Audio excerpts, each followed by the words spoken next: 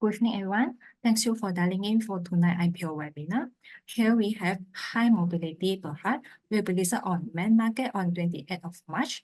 High Mobility Berhad is principally involved in the provision of bus transportation services. The group principal market are Peninsula, Malaysia, and Singapore.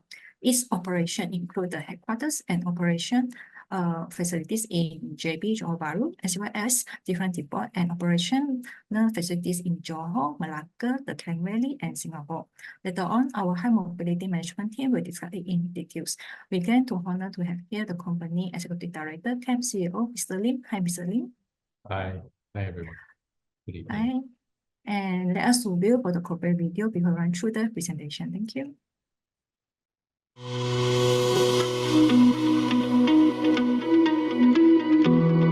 At HI Mobility, we don't just move people, we drive progress.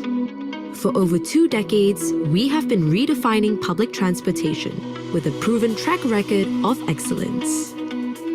We have grown to become the backbone of daily commutes, seamlessly connecting millions of passengers throughout the routes that we operate in. From intracity bus services in Johor Bahru to cross-border connections between Malaysia and Singapore, we move people efficiently, reliably, and safely. We are more than just a transportation provider. We are a trusted name in mobility, Causeway Link.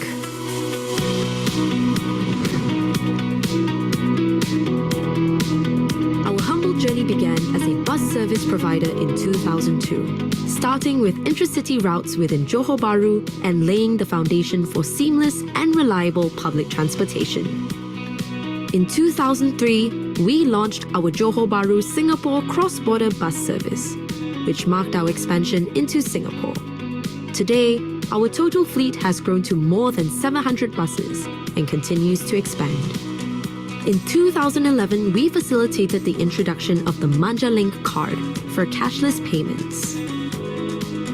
In 2014, we secured a contract from Majlis Bandaraya Johor Bahru to operate Bus Bandaraya, a free bus service dedicated to enhancing public transportation in the city. A year later, we were honored with the prestigious Vanguard Award Winner of the Year by the Asia Enterprise Brand Awards, recognizing our efforts and brand excellence in the transport industry. We further expanded our services across Johor in 2016 and were recognized by SPAD, currently known as APAD, for our excellence in complaints management stage bus. In 2017, we were awarded as the Best Customer Service Stage Bus Operator. Subsequently, in 2018, we introduced free Wi-Fi on our Johor Bahru Singapore cross-border buses, keeping passengers connected and enhancing their travel experience.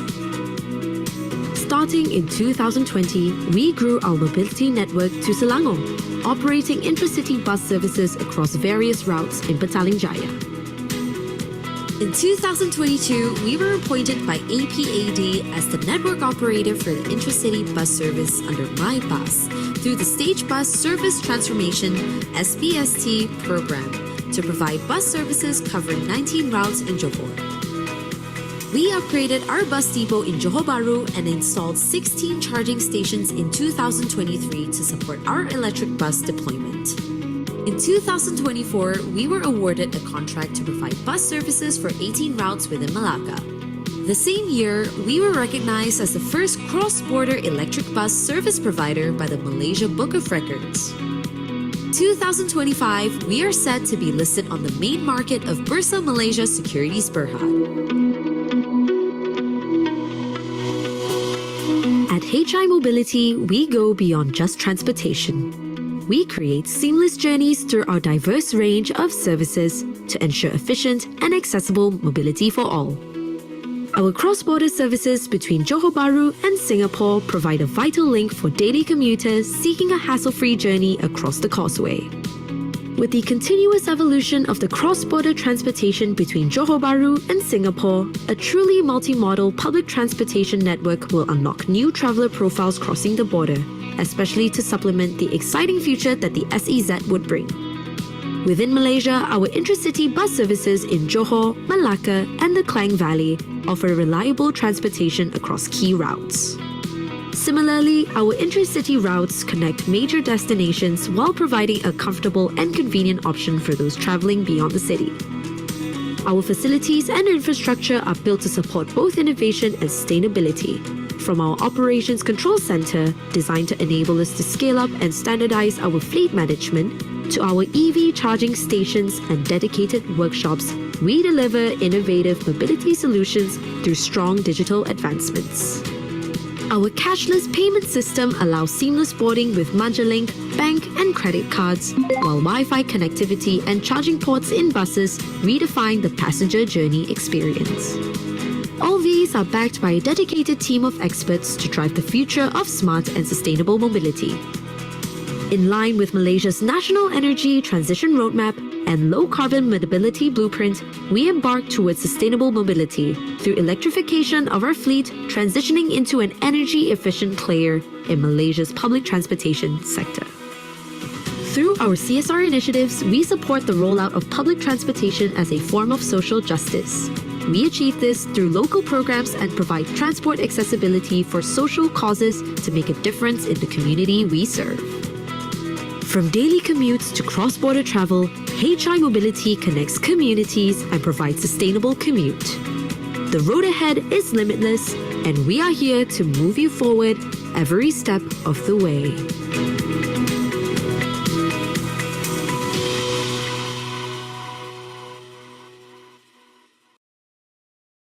All right, thanks for the corporate video. Without further ado, now we will pass the floor to CC for presentation. Thank you. Thanks, Shakil. Okay, good evening, everyone. Without further ado, let me go through about the company overview, perhaps. Next. So, Hi Mobility is a company that has been around for quite a while. For the last 23 years, very focused on commuter services. And with a bus fleet of 683 buses, we are actually Malaysia's largest private city bus or commuter bus operator after Rapid KL or Rapid buses. And over the years, we've built a modular and scalable business, which is supported by our asset base and our digital infrastructure, which we'll talk about later. This means that we are able to scale up into different countries, into different part of the country, into different services, while still without substantially increasing our cost base, which we'll talk about later. Our main business units are scheduled bus services, which consists of the cross-border, which is Singapore and Johor, intracity, which is services within a city. We're doing this within Johor Bahru, Malacca, and Klang Valley, and intercity. So these are services between Singapore and KL, for example. We do have a smaller segment for chartered bus services, which are usually B2B. And non-fare taking. Our customer base is pretty diverse, with the general public being about 60+%, government bodies being around 20 or 30%, and the rest being corporations. We have a history of strong profitability, and we're looking at a 156.9% revenue CAGR between FYE 2022 to 24. GP margin of 28.3% and PAT margin of 16.5% as per FPE 2025. We have a strong order book. We're looking at 18 contracts with 174.6 million ringgit of total unbilled order book to be recognized up to FYE 2031. And over the years, we have built a brand name, which is a premier cross-border service provider, i.e. Causeway Link, for our Johor Bahru, Singapore cross-border operations, and Causeway Link Express for our intercity bus operations. Next. So I'll go through our key milestones next and history. But to sum it up, Causeway Link or Handalinda is a company that has seen the evolution of public transportation. Even back in the early days when contracts were net cost, i.e. the operator actually takes on revenue risk. This is in the early 2000s, meaning as an operator, we would take take fare, collect fare, and then hopefully that's enough to cover the cost of operations. But over the years, our entire public transportation system evolved. It became a bit more mature, a bit more like what we see in other countries, other advanced economies. And all these commuter services started evolving into what is known as the gross cost contract. So as an operator, we operate the services, we make sure it's reliable, and we are paid based on a per kilometer basis. So the fare that we collect is a pass-through. It goes back to the government to offset the cost of operations. So this trend actually started in Johor Bahru back in 2009, when we were awarded with contracts using this so-called gross cost model, where we don't take revenue risk and we're operating based on services within the Iskandar region. We also went on to operate this within other town council within Johor Bahru in 2014 and beyond, even up to today. And this trend became commonplace in Selangor as well. So Selangor started having these smart Selangor buses, and we were awarded with PJ and Sepang in 2018 and beyond. And this concept of gross cost went from a town council basis, it went to a citywide basis. So from here, we were actually awarded with city bus operation for Johor Bahru, known as the My Bus or SBSD program. And this and very similarly, we were awarded with this network operations for Malacca. Once again, we're operating the entire city. What is different is, instead of us operating, we might include other local operators as subcontractors as well. So that has how public transportation has evolved. And as recent as 2024, we were awarded with the operation of intercity bus operations within Klang Valley. And this is actually operation on behalf of Rapid KL. So there are certain routes, certain services where it's using our buses, our drivers, and we're operating with the Rapid KL branding. Okay, so hopefully that gives everyone an explanation of how the industry have evolved and how the company has played a role in that process. Next. Our main business activities. I'll talk about I've spoken about the buses. So we have the 683 buses as of LPD. But probably what is more important is our digital infrastructure. So our digital infrastructure, or digital operating system, as we call it, is something that you can see on the bottom part of the slide. It revolves around the OCC, or the Operation Control Center in JB, which provides us a centralized system for operation of buses. This consists of the GPS on the buses, the onboard monitoring system, the onboard driver monitoring system, and also the incident management system, and also communication system. And what this OCC allows us to do is actually be able to remote control all the operations that we have out there, all the scheduled bus operations. So be it in Malacca or Klang Valley, we can centrally control it in Johor.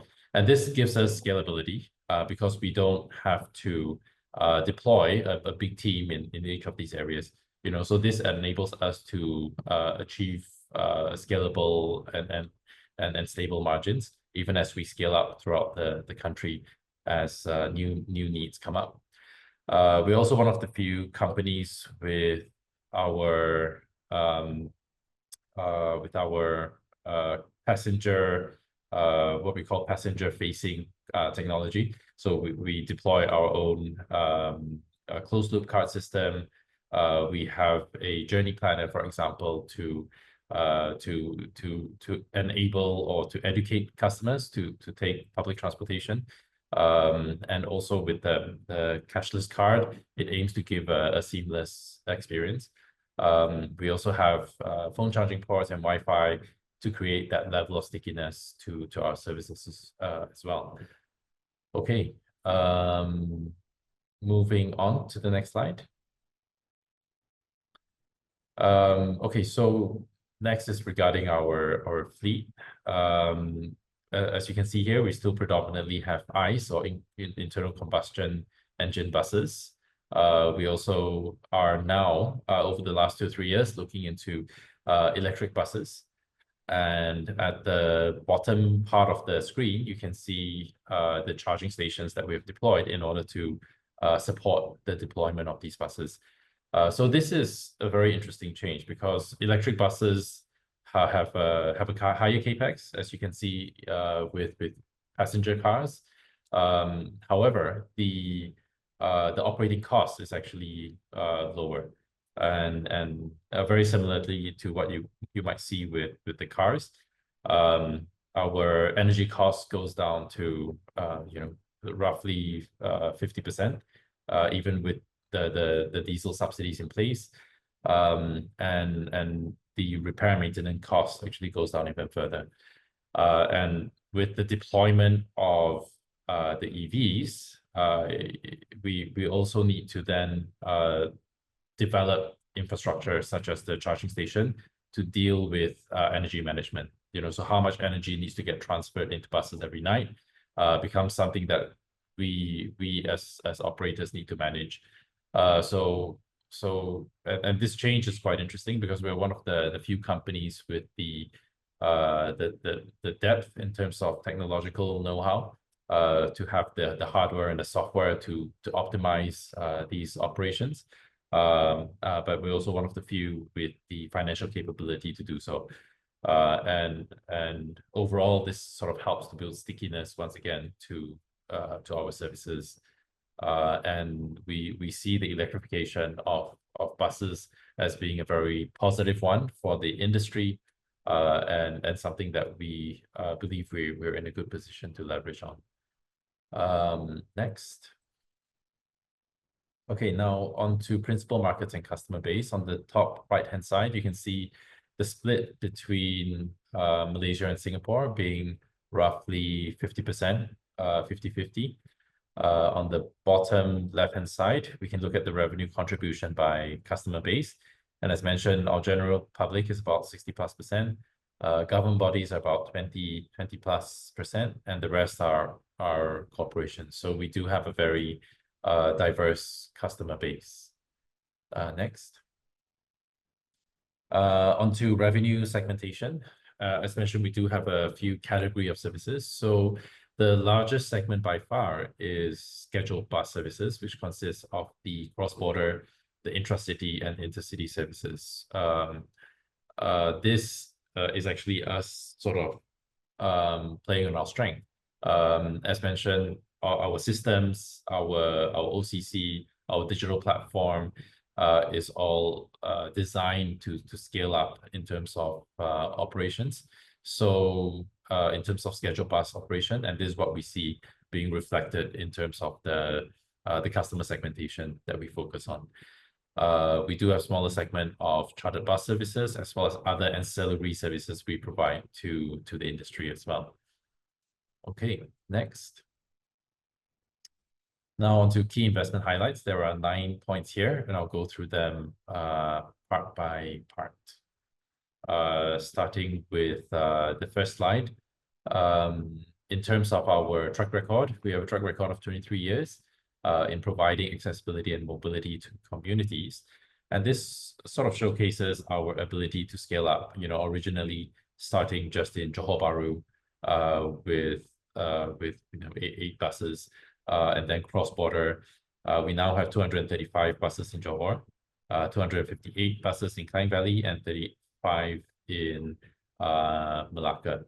And this sort of showcases our track record and capability in terms of scaling up as well, as the results show. And it also shows our ability to move into new technology, such as the deployment of EV buses, and also in terms of how we optimize when it comes to the deployment of such new technology as well. Okay, next slide. We have a business model with two main revenue streams. On the blue graph on the left-hand side, these are ticketing sales to the public. So this refers to contracts that are still on the net cost model, where it's profitable and we do sell tickets to the public. So in terms of ticket sales to the public, this segment has been increasing year on year and quite robustly. And on the right-hand side, the other segment is from contracted and other services from government bodies and corporations. As you can see here, the last few years has been growing quite robustly as well. And this is sort of an interesting part of the business, because this part of the business provides assurance of continuing revenue stream for at least up to the contracted period. And these contracts are usually longer term. They could be 5 years, 7 years. So this allows us to recognize recurring revenue from these contracted services. So as you can see from government bodies on the bottom left-hand side, we're looking at a CAGR of a revenue CAGR of 78.3% over FY 22 to 24. As well as for corporations, which has seen a pretty resilient growth as well over the same period. Next. Point number 3, we have ongoing contracts with a strong order book. So looking at the table at the bottom, you can see how there's a detailed breakdown of the ongoing contracts with government bodies.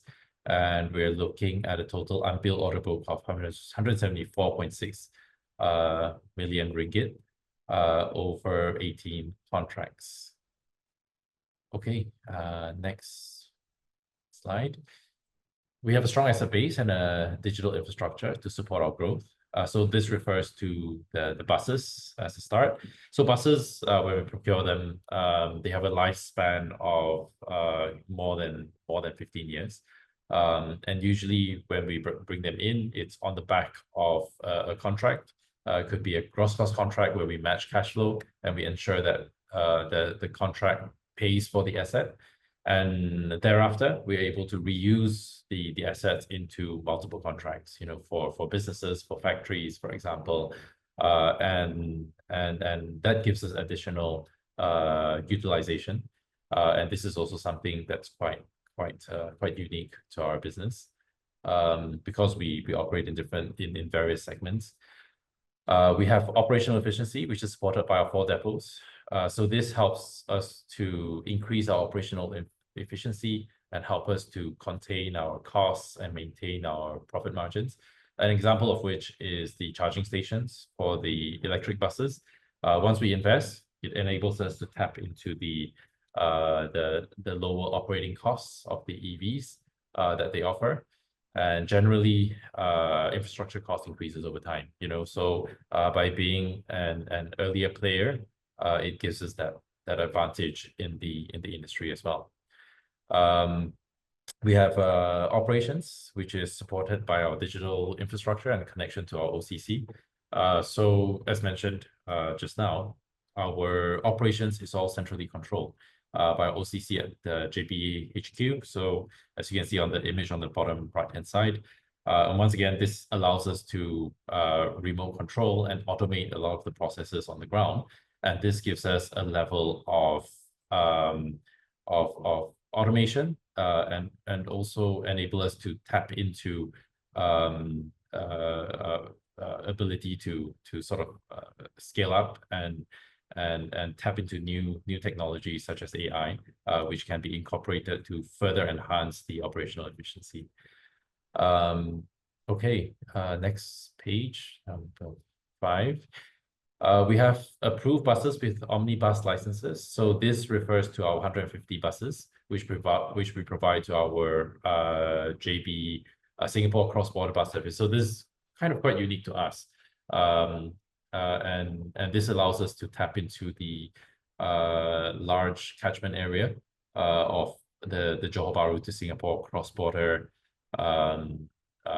passengers. Traditionally, these are JB residents that are working in Singapore, but increasingly we do see Singaporeans that are people living in Singapore that are traveling to Johor Bahru, as well as tourists that are taking on these services a lot more, especially from both sides as tourism increases, and with the advent of the SEZ or some of the early policies implemented, we actually see business travelers as well already coming into Johor as well. So we do see the development of the JS SEZ as something that would further increase the cross-border travel. As you can see here, the revenue has been increasing from the segment, has been increasing quite robustly as well over the last few years. So as the utilization rate as well as the ridership. Okay, next slide. We have a modular and scalable business model, as mentioned. We do have our buses, our OCC, which we can redeploy in multiple areas. We can see this being deployed in My Bus and Bus Mufakat Johor within Johor Bahru, Klang Valley through the Smart Selangor Bus program and Rapid KL, as well as Malacca through the Bus.my program. Once again, this sort of means we are able to scale up without significantly increasing our cost base, which gives us that scalability. All right, next slide. We have a strong branding in Causeway Link since 2003. So as commuters, we can all understand that having a reputable brand for reliability and safety is important, especially for tourists or Singaporeans coming in. And this is a brand equity that we have developed since 2003. And the success can be demonstrated by the JB Singapore cross-border bus services, as we can see from the growth. And we have geographic diversity as well as a large addressable market. Currently, we do operate in Singapore, Johor, Malacca, and Klang Valley, but we do see demand growing in other parts of the country, especially as traffic becomes more and more of a concern. This is something that we'll talk about a bit later. Okay, next slide.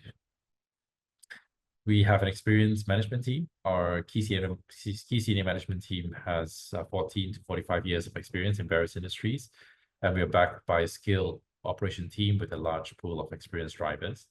And we are also constantly developing new leaders that are from our operating entities as well. Next. Okay, so onto business strategies and future plans. We are aligned with the Malaysian National Transport Policy of 2019 to 2030 for future transport planning in an urban setting. So this refers to our expansion of our fleet to support business growth, replacement of aging buses, as well as the transition towards EV buses. This is also in line with the Malaysia National Energy Policy, which aims to increase the share of EVs to 38% by 2040, as well as the National Energy Transition Roadmap, NETR, which targets a 40% public transport modal share by 2040 and 60% by 2050. And to give you an idea of this, we have confirmed orders of 55 buses or 10 EVs, 45 ICE buses, which sort of gives you a flavor or a feel of the growth we're looking at over the next year or so. Okay, next. We're also looking at growth in terms of how we optimize our fleet management. And when we say this is it refers to optimizing and also automating a lot of our processes, which includes purchase and installation of hardware, utilization of machine learning for vehicle tracking and monitoring, as well as implementing AI-powered driver monitoring. So once again, these programs that we're looking at all helps to further enhance the operational efficiency beyond what we're looking at today, which helps us to do what we've been doing even better and more efficiently going forward. And on the third point, we are looking at geographical network expansion, i.e. Diversifying our market and driving business growth.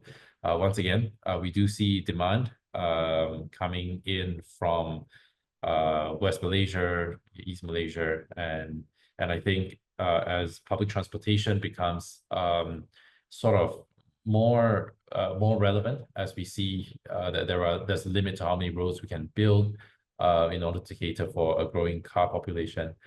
We do see that diversifying where we operate will also be one of the areas of growth we're looking at. Next.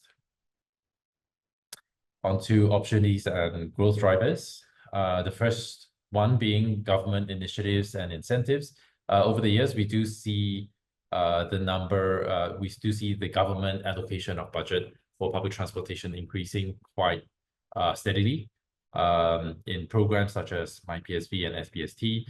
And we also see developments such as the SEZ being quite an important growth driver, especially for us being based in Johor.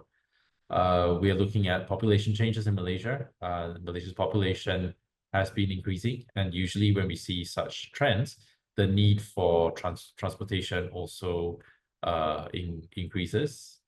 Point number 3, we are looking at increasing Malaysia-Singapore cross-border movement. The ICA recorded an average of 440,000 daily travelers across the checkpoints during school and public holidays in 2023. And this is already surpassing the pre-COVID pandemic levels. And as of this year, we're actually looking at even larger, even higher numbers than that. And the appreciation of the SGD and ringgit usually, and the appreciation of the SGD against the ringgit usually leads to even more cross-border movement from both directions. Point number 4, the government has been incrementally reducing the friction of cross-border, i.e. With the introduction of QR code system, being, for example, the My Border Pass system, which allows passengers to go in and out of Singapore without a passport at all.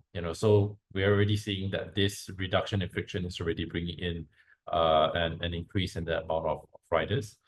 Point number 5, the government's introduction of alternative transportation mode. So the government has announced certain programs such as the use of BRT in Johor Bahru and Klang Valley. And usually when such high capacity systems are introduced, there's a need to get more and more people into stations to actually use these systems. So usually when we see these programs, what usually happens is there's an increase in the needs for first and last mile operations. So usually when trunk routes are there, there's a need to get more people onto these trunk routes or into stations, and therefore need for higher capacity transportation like buses or vans would therefore be required. So we do see quite a bit of growth growing from a lot of the initiatives that the governments are putting in place to further enhance public transportation. Point number 6, on a very similar vein, the RTS link, which is connecting Bukit Jaga in Johor Bahru over to Woodlands in Singapore, is also one of the very important growth areas that we're looking at. We do see the RTS bringing in more people without private transportation in and out of both sides of the city. So where we're looking at growth, which is a very new market, is in complementing all these passengers that the RTS brings, and especially Johor, when we look at how the RTS station or where it's situated in the middle of the city, there's always you can imagine that there's a need for high capacity mass transit sort of a solution to bring people in and out of RTS, because there's limited car park, but there are only that many cars or even e-hailing vehicles that can go there. Even without the RTS, it's already congested. Even without the RTS, the route that's being applied by e-hailing operators or private cars are already congested right now. So we're in the midst of talking to the local government on how Handal, how high mobility as a local operator will be able to play a role in the short to medium term. And the RTS is also interesting in so far as it's a middle mile solution. So it's Bukit Jaga to where we're seeing Woodlands in Singapore, and we are providing end-to-end services. So where we see a lot of another aspect of growth is hopefully we are able to tap into more peak hour traffic. So what happens now, because the causeway is congested, we are not able to perform as many trips. And with the intention of the RTS, which is to shift modal share, we are hoping for a smoother journey, especially over during the peak, in order to do more trips with the same number of buses. So that's another area where we do see growth opportunities with the introduction of the RTS. Okay, so that covers the opportunities and growth drivers that we're looking at. Next, I'll touch on quickly on ESG, because I think we're very short on time. On the environmental front, we are looking at EV buses, electronic tickets, and also reducing consumption, as well as looking at some upcoming programs for additional reuse and recycling opportunities. On the social front, we are looking at maintaining a safe and conducive workplace, and embracing diversity, and public transportation by nature is a form of social justice, and it supports social mobility. On the governance front, we are focused on enhancing board leadership and effectiveness, strengthening audit and risk management processes, ensuring integrity and corporate reporting, as well as fostering meaningful engagement with our stakeholders. Okay, and that is on the ESG front. We'll touch on the financial overview quickly as well. Starting off with the revenue on the top left-hand side, you can see that it's been growing quite robustly from 22 to 24. And if you have a look at the results from the revenue results from FPE 2025, it's already very close to what we're looking at for the full year of 2024, to give you an idea of the growth that we're looking at of late. On the top right-hand side, you can see the EBITDA and margins. On the EBITDA front, we can see that it's also been growing likewise, and still maintaining a pretty healthy margin of around 30%. On the gross profit and loss and margins, once again, a fairly similar story, and we are able to maintain a gross profit margin over the years when we have stability post-COVID of around 30%. And the profit and loss after tax and margins on the bottom right-hand side, holding steady at around 16% margins. And if we look at the net profit and loss after tax of FPE 2025, it's already once again very similar to the full year of 2024 results, to once again give you an idea of the growth. Okay, on the next slide, here are some key financial ratios. I guess I won't go into it in detail, but overall they've all been trending in the right direction, and probably the key one being our gearing ratio, which also has been progressively going down, and post IPO it would be below 1. Okay. Next slide. I think that's the final slide. Thank you for your attention. All right. Thank you, CC, for your presentation just now for us to understand more about high mobility Berhad. Okay. We have plenty of time, so don't worry. Okay. Have you get ready for the Q&A section?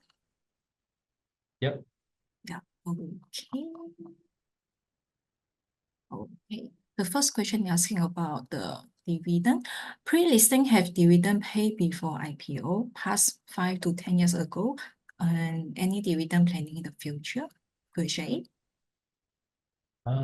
Yes, we are. We don't have a strict dividend policy, but over the last few years, we have been issuing dividends. So we expect a very similar sort of a trend moving forward. The industry, the company is still growing, but at the same time, we do believe that we'll keep our policy or the way of doing things pretty consistent. And to give an idea, we paid a dividend of 26% in FY 2030 and 48% in FY 2024. So even though we don't have a formal dividend policy, we do look at declaring dividends as and when it makes sense, especially when there are excess. Thank you. Okay. How do you expect the upcoming RTS link will impact your ridership and overall business performance? That's a popular question, as you can imagine.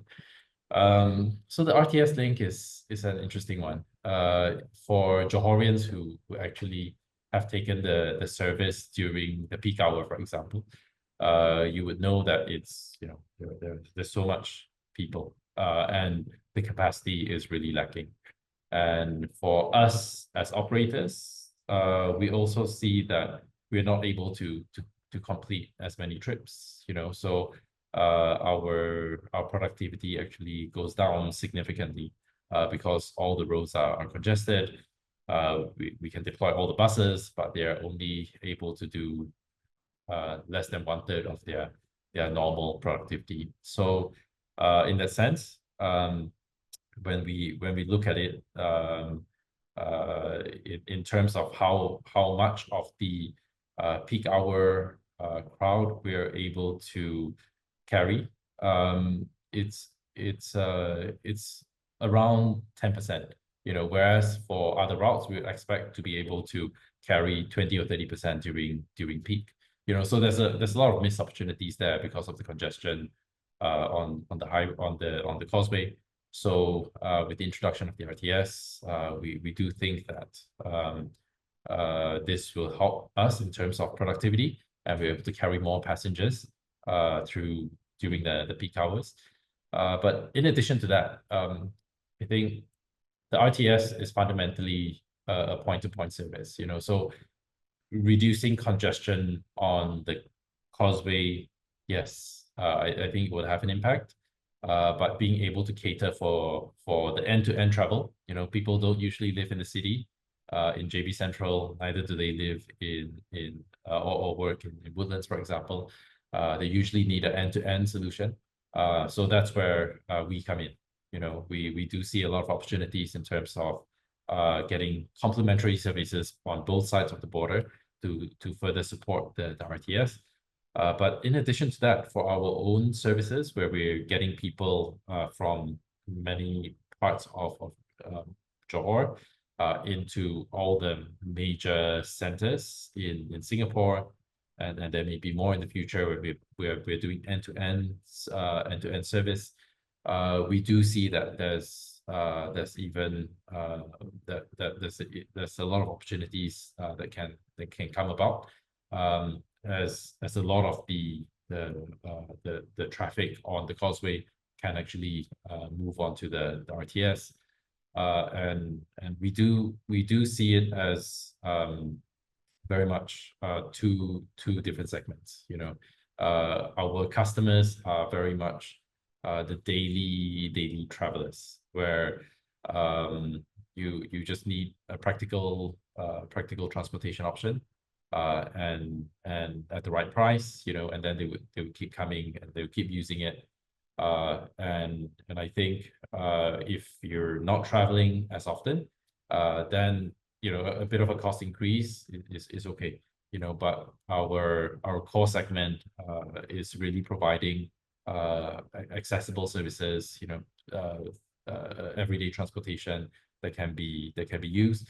For that segment, which is our core, we don't see it being affected by the RTS, because of the service level and the price point that we're able to do it at, compared to the RTS, which is new infrastructure. Operating costs will be higher as well, and it's also point to point, so you still have to pay for the end-to-end, the first and last mile as well. So yes, so we don't see it necessarily replacing, but we do see it as transforming the landscape, and in that sense, there are a lot more areas where we can actually play a role in the daily commute of our customers. Okay.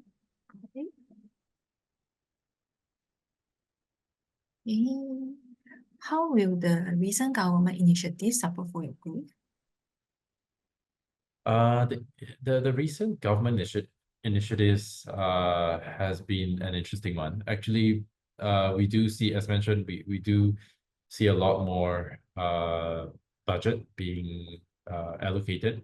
For example, under budget 2025, we do see government expenditure on transportation being projected at 17.6 B.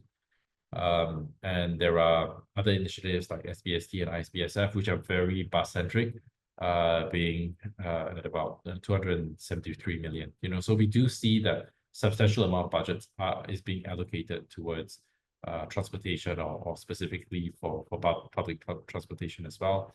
And this number is sort of reflected in our books, with our SBST contracts amounting to 231 million as at the LPD. So we do see that we're able to capture this growth.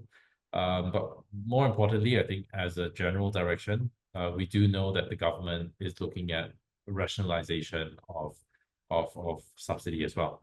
And petrol and diesel subsidies they have a significant impact on our budgets, and I think based on some of the recent moves from the government, for example, our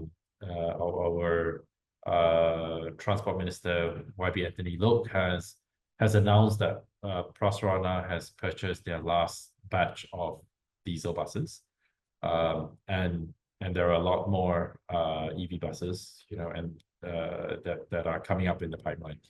So we do see that is something that we do see these government initiatives and these trends, and it gives us hope that the government will continue on in this direction. I think, like a lot of advanced economies, Malaysia, as we're growing, we realize that we can't just rely on private transportation, on cars. Like high capacity, larger capacity transportation is necessary for just sustainable transportation, so that everyone can have lower traveling time and reduce traveling costs. So I think based on what the government, the movement that the government have put in, we're quite hopeful that this the government policies will be supporting our business. Okay. Okay. What key factor drive demand for high mobility service? What are the primary catalysts for future growth? I think just now you already explained quite clearly. Do you have anything to add on? Sorry, Shakin, can you repeat that question? Okay. What key factor drive demand for high mobility service, and what are the primary catalysts for future growth? Okay, great. Thanks for the question. I would say, yeah, I did mention just now, I do see Johor in general being one of the biggest sort of segment. And I think Johor is in a very unique position with a lot of focus on cross-border trade, with the implementation of the SEZ. We do see the changing demographics. There's a lot more interaction between Singapore and Johor, businesses coming in, even people making lifestyle choices. For example, people renting out their flats in Singapore and living in Johor, for example. And we're at the early stages of talks about the SEZ and even the RTS and all the enhanced mobility programs are not even in yet. So Johor as a whole, I think, has a lot of growth possibility. If we go down to the segment, I think high capacity first and last mile services is going to increase in demand, and we don't see it yet in Johor because, as I mentioned, all these alternative mode of transportation hasn't been seen yet. But if you look at advanced economies like Singapore, as more and more MRTs come on board, the number of buses that is required actually increase. It doesn't reduce, and this it's indicative of how public transportation works in general. You need first and last mile, but the more flexible solution to complement the fixed but high throughput option, i.e. Rail or otherwise. So and these different components work together to provide a sustainable and efficient public transportation system. So I think Johor as a whole, if we look at segments, it is the evolving transportation network where we see a lot more new opportunities that we don't necessarily see now. And I think the growth opportunities are quite huge. If we look at even for buses, we're only taking up 1/3 of all the cross-border traffic. We have about 50,000 to 60,000 motorcycles that are coming in by motorcycle every day, and a similar or if not larger amount by cars. So there's all this traffic, which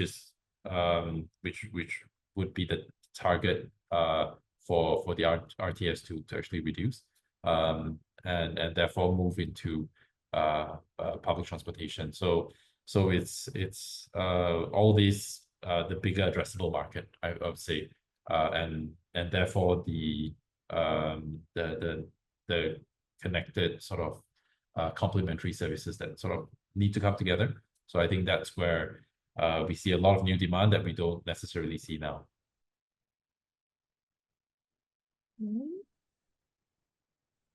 Okay, the next question is about what is the current order book and visibility do you have? The current order book, as mentioned just now, as said, the LPD, we have the 18 contracts subsisting with total unbilled order book of 174.6 million ringgit. So we do see that stretching to up till 2030.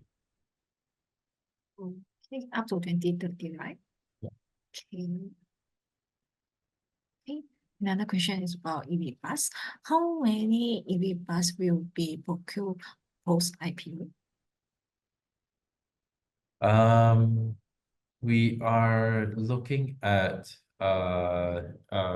we probably won't have a fixed policy, but we are looking at probably 30 or 40% EV buses going forward. At this point in time, it sort of depends on the kind of contracts that we do get. Some contracts dictate ICE buses, some contracts dictate a mix of ICE and EV buses. So I think we'll look at what is coming up. But looking at where the trend is going, looking at where look at how the cost of these EV buses are going down as battery costs reduces, just like what you see with the cars on the road. We think that it will be an increasing amount as we go along in the next couple of years, very quickly, as the cost parity between ICE and EV is reducing very quickly.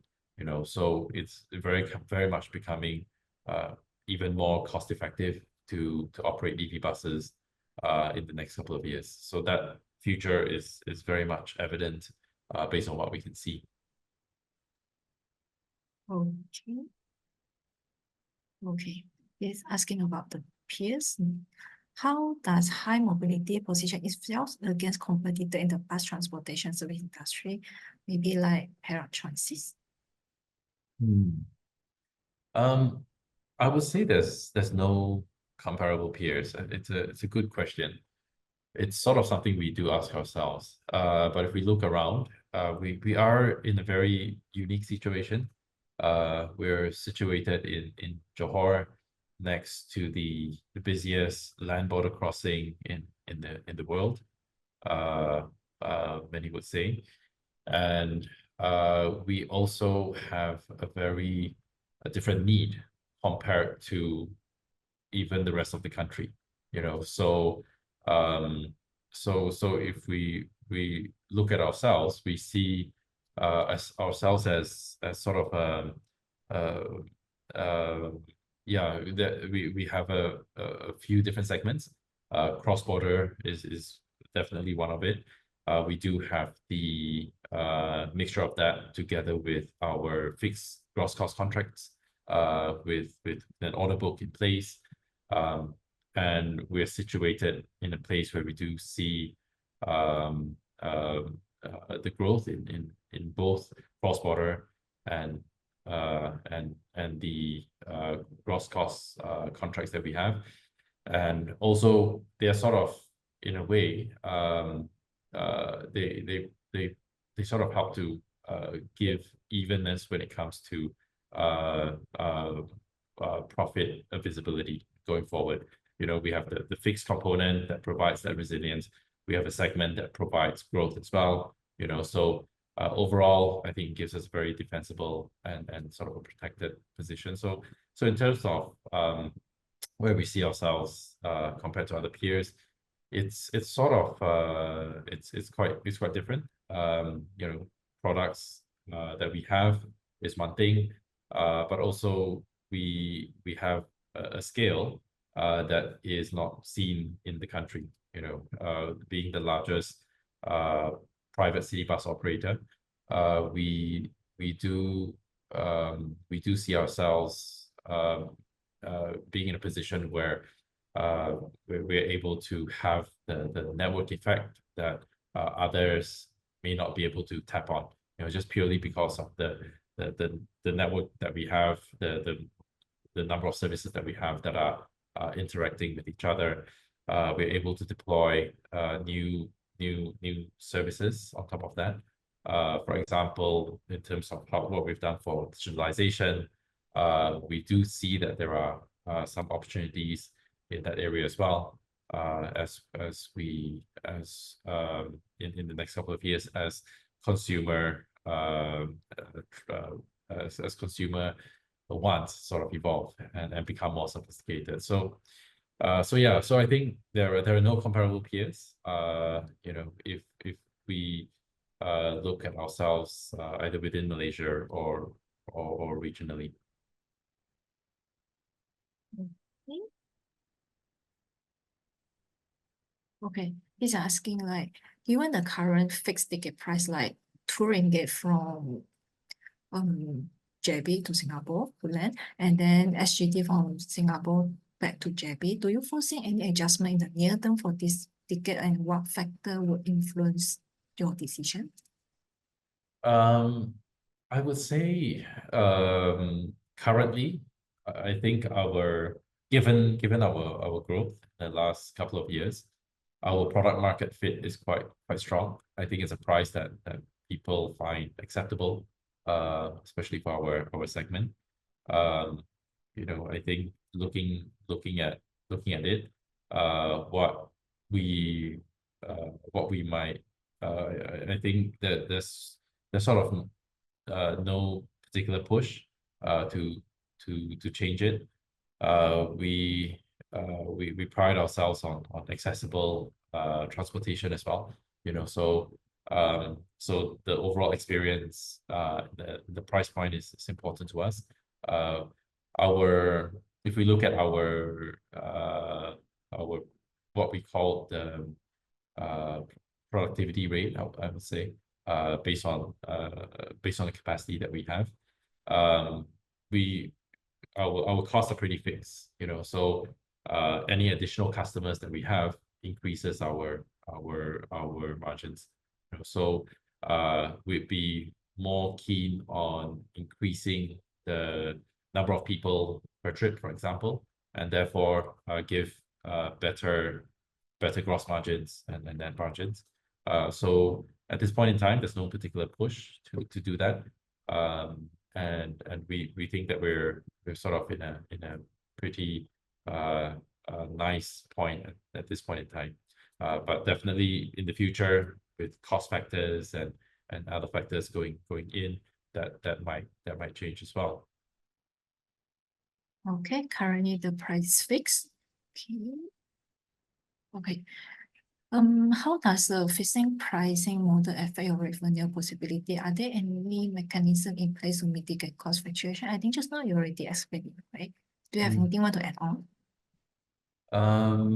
Yeah, I would say, yeah, I mean, for us, just to clarify, our costs for gross cost contracts, we do have an agreement with the government usually to operate. So the margins are more or less fixed.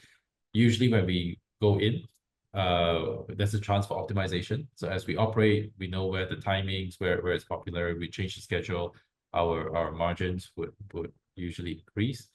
But going beyond that, let's say there are any changes to the cost, there's usually an ability to negotiate, because the costs are impacted by caused by the government, and these are usually government contracts. So there are usually parts of a contract where we're able to bring up such cost increases and therefore renegotiate. On the net cost front, a lot of times, especially for cross-border, that is not an issue. Like usually, we would look at fare revision, for example, where it makes sense. Okay. Okay. Could you provide more insight into your driver working shift and operational efficiency? Yes. So drivers, they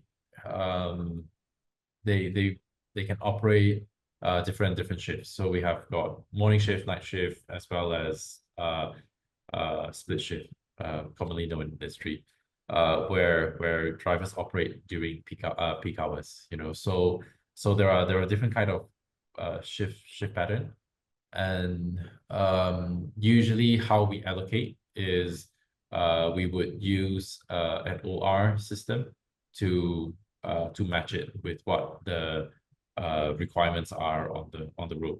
You know, so if you have certain requirements to operate first bus for a route, you know, what time to what time, peak hour frequency, off-peak frequency, we'll take that in, put all the data into a system. It will crunch up the numbers and allow us to know where what is the most optimal way to deploy these drivers. So yeah, so that's how it's usually done. Yeah, hopefully that answers your question. Yep. And then the next question also related to the bus driver. Are you facing any shortage of bus driver? Actually, it depends on the region. I would say usually in a place that we have been operating for a longer time, for example, in Johor, it's usually okay. We would usually have enough drivers to cater for our demand. In places where we start off fresh, going to a new city, usually it takes a bit of time to stabilize. And then I think we would end up in a very similar state to where we are, like in Johor. There's usually that kind of a balance that we can find because of the way we sort of attract our drivers and retain them. So we do have sponsorship programs, for example, to help drivers who wish to become our professional bus captains to get their e-license, their GDL, their PSV, for example, and usually there'll be that kind of a bonding program to then bring them in as our drivers, and therefore and from then on it's about retention and then giving a good environment where there are upskilling opportunities to move beyond driver. So these are the activities that we put in place to help with retention and to bring in to ensure that we can get to the state where we have stable drivers for putting in on the road. Yeah, so these are the steps that we have to take. Actually, in regards to this, the entire industry, actually whole of Malaysia, and in fact around the world, there's a shortage of driver. So it's not just a high mobility thing, but as a company, we come up with measures to mitigate and to stabilize our fleet in order to support future growth for sure. Okay, quite good. You have retention plan for the driver. Okay. And then also we're going to hire new driver if there's any empty. Yep. Okay. Okay. Come back to the EV bus. With the increase of EV bus, and how do you manage for the potential rise in electricity costs, and what measure are you in place to optimize energy consumption? Yeah, it's a very good question. Yeah, it's also very interesting because, like I mentioned earlier, energy management was never something that operators had to deal with in the past because there's existing infra in place, and you don't you go to petrol kiosk and you pump diesel, for example. So the way we do it is we try and optimize right from the start. For example, the sizing of the vehicles. If we know that this bus is for that particular route, we size the battery appropriately so that we don't get a battery that's too big and therefore reduce efficiency. And also we try to design for both fixed capacity, where we can actually specialize, and there's a certain amount where we put for floating, where we do have larger batteries, for example, to cater for any last minute needs that might happen on the ground. So the optimization starts from the start, and it's by design. But what we also do in our operations is we do try to optimize when we do the charging. For example, there's peak and off-peak tariffs. So sometimes you when you plug in to plug the charger into the vehicle, it may not necessarily charge because it's not required. You know, the charging might actually happen only in the off-peak hours, for example. You know, so all this is a balancing act. We must make sure that we have enough energy the next day, basically, and timing of the charging, reducing what is known as this peak, the on-demand, the peak demand charge, which is also what is imposed by our TNB tariffs. You know, it all plays a role. So having a very good backend to assist with deciding when to charge is actually a big part of it. And on the question of increasing TNB tariffs possibly in the future, we understand that once again as a government, as a country, we are paying for diesel and petrol subsidies. You know, so even if electricity rises, I think what we understand is there are already discussions in place to look at rates for EV vehicles or buses specifically. You know, so once again, if for these government contracts, if they do increase in electricity prices, then they'll have to go and renegotiate with all operators, you know, once again for new rates because of all these electricity hikes. So I think what we might see in the future is something like that. You know, there might be a certain mechanism that's still maintained, such that the preference or the reasons for going towards green mobility is still there. Okay, thank you. Okay, it's also related to the EV bus. What is the average operating range and duration for your EV bus, and how many EV charging stations do you have currently? Okay, so our EV buses, the range sort of it varies, but most of them are around 220 to around 350 or 380, you know, that kind of a range on a full charge. So that's usually sufficient for operation throughout the entire day. So some of these routes we might do depot charging, charge in the depot, and then run the entire day. Or for some of them, we might do opportunistic when they're on the road. In between trips, they might go and charge as well. In terms of the number of chargers that we have, the ones that we have in Johor Bahru is about 20 plus. But we do actually have sufficient capacity to go up to around 50 or 60. 50 to 60, right? For the EV charging. Okay. Yes, to go up to that extent, as and when the time is right. Okay. Okay. How do you manage relationship with major customer and ensure long-term partnership? Good question. I would say they fall into two categories. On the private sector side, I think a lot of times it comes down to understanding their needs, and every customer is sort of different.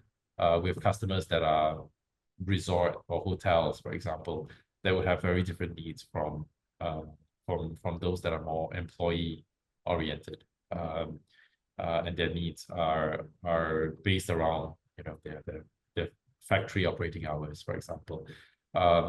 So what we do is we segregate ourselves, and we have specific individuals or account managers to really understand what customers need, and come up with the best solution for them in terms of the price and performance that is required for a service.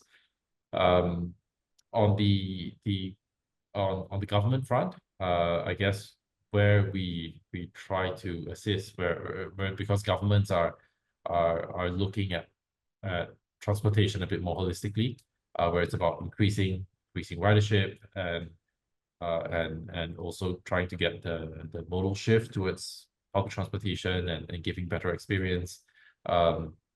We tend to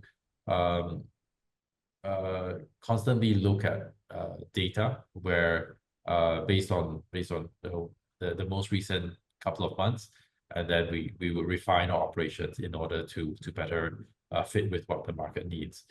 So we have to play more of a proactive role where we look at the data.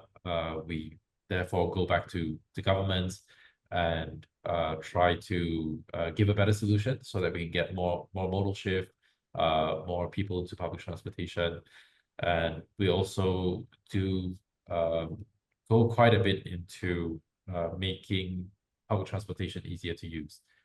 So we do realize that as a country, our public transport modal share is very low, even in Johor. And we do have for example, the digital infrastructure, the commuter-facing technologies in order to help ease the transition from private to public transportation. So these are the things that we tend to work with the government on, and as we try to refine and our offerings, and we try to put it on the table to better offer these to the customers, but obviously through the government as well.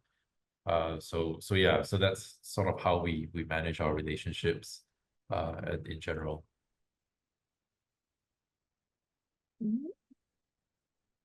Okay, this is asking about, we average bus lifespan of 7 years.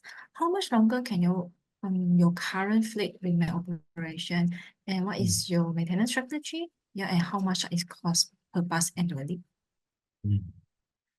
Actually, okay, the average the lifespan of a bus is actually more than 7 years. It is in general, it's closer to 15 or 17 years. If we look at a lot of the advanced economies, actually, we do realize that buses last for quite long, and therefore they do end up being used for something closer to 17 years. In terms of how we manage, usually each vehicle is different. We work very closely with the OEMs to set up local support teams in order to have dedicated support for the vehicles that we have. A lot of the OEM, we do work hand in hand. They're at our depots, they're at our workshops, and we do work quite closely with them to overcome any recurring issues, to try and give higher reliability to our fleet. So our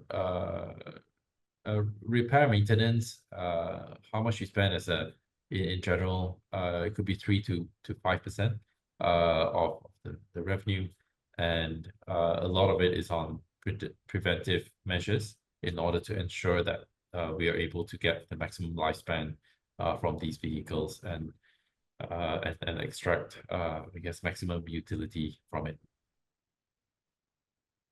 Okay. One of the contract on Johor, which expired on March 2025, what is the discussion schedule with customer? Yeah, very good question. We are in active discussion with the government to prolong these contracts, and it's ongoing. We can't give anything definitive, but given that it's public transportation is something that you can't stop. It would affect the entire local economy. It is something that is a critical service, and I think the government knows that as well. With contract renewals, a lot of time what happens is there is that lag, and usually what happens is there'll be an extension in between before any procurement activities going forward, or there could be just a longer term extension just because the service is doing well. It's the needs are there, and the client decides to extend it for a few more years, for example. Okay, I do believe the client will extend with you a few more years as you provide good services and good reputation. Yes. Okay. Okay. The cross-border license, is it need to renew annually? Yeah. Yeah, it's a cross-border license. So there is a renewal process to it. And what we do is usually, if there are no issues, the renewal would just go through quite naturally as well. So it's a very normal sort of a process. Okay. In this question, we had just discussed this before. I think we'll start the webinar. How often and how easy do you increase your ticket fare since your target market is like price sensitive? And then if you increase ticket, where is the growth coming from? Do you want to try to add on something for this investor?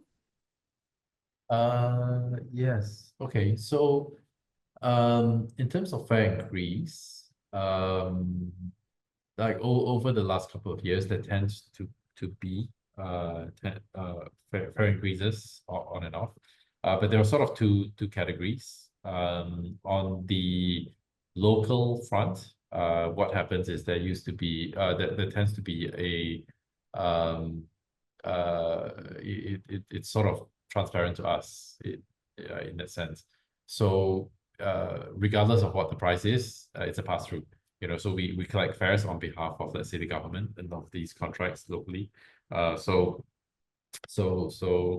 it is whatever it is, and then we would collect it and pass it back to the government. It's a pass-through, and it sort of doesn't affect us. It might affect ridership, but once again, we're in sort of fixed contracts, so it doesn't affect us per se from that financial perspective. For other services that are net cost chartered, for example, there's more of a leeway, and there's no control per se. So it's not regulated in that sense. So a lot of times it comes down to having a good product market fit a lot of times when making these decisions. Okay, thank you. Okay. The company PAT in 2019, do you have the figure, or can we share back on the slide? Okay, 10 million. Yeah. Okay, thank you. Okay, PAT in 2019 is 10 million. Okay. Okay.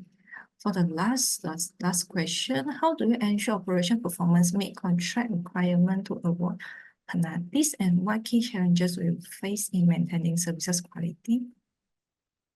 I think just now you're also sharing this, right? Yes, we mentioned about how we maintain our fleet. And the earlier part of the question was, how do we maintain service level, is it? Yeah. Yeah. Okay. So on that front, yeah, once again, we would have our digital operating system, I guess, which would actually dictate how buses are organized, how drivers are organized. And usually there would be a pool of drivers that are on standby or relief. And a lot of times when, let's say, there's a vehicle breakdown, this message is sent back, and then there's a recovery process that happens. So the recovery could be sending out one of these standby, or it could actually be, for example, another driver that's on the road at a terminal that gets dispatched, to recover, and subsequently another driver gets dispatched to recover that one. And then there's that bus recovery process as well. So there's a whole linkage of activities that happen when there are service breakdown in order to recover. And I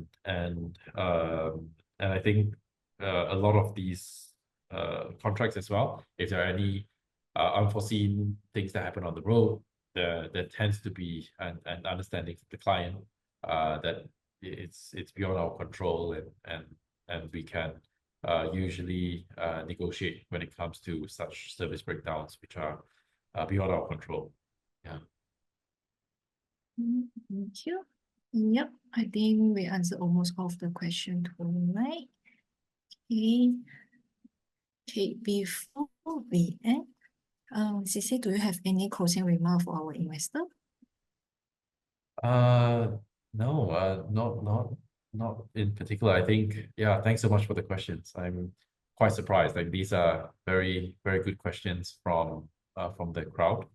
And thank you so much for your attention, and hopefully it was an insightful one for everyone. Hopefully it gave you a bit more background about our company, and also the evolution of public transportation and how things might work behind the scenes as our public transportation system sort of evolves in the entire country. So yeah, I would like to just thank everyone for their attention and the questions. Okay, thank you, CC, for answering all the question, and then also present the presentation for us to understand more about high mobility Berhad. Yeah. Okay. Once again, congrats on upcoming listing on the main market on 28th of March. And yeah, thank you, CC. Thank you everyone for tonight. Thank you, Shikin. Okay, Thanks, everyone. thank you. Thank Have you. a nice day. Thanks. Have a good night. Okay, bye.